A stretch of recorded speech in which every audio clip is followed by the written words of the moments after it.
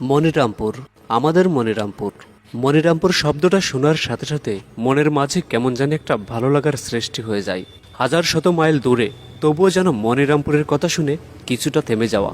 মনে পড়ে যায় আমাদের শেকড়ের কথা, মনে পড়ে যায় প্রিয় মনিরামপুরের বিশুদ্ধ নিঃশ্বাস আর গ্রামীণ জনপদে মিশে থাকা বাল্যকালের স্মৃতিগুলো।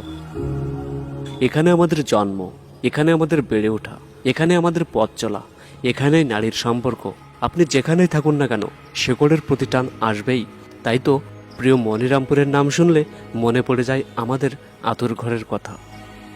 বিখ্যাত যশোর জেলার এক অন্যতম উপজেলা মনিরামপুর। স্বাধীনতার গল্প থেকে শুরু করে মনিরামপুর রয়েছে সর্বাধিকভাবে এগিয়ে। 444 বর্গ কিলোমিটারের মনিরামপুর বাংলাদেশের দ্বিতীয় বৃহৎ উপজেলা। 17টি ইউনিয়ন এবং 238টি গ্রাম মনিরামপুরের ডালপালা। মনিরামপুর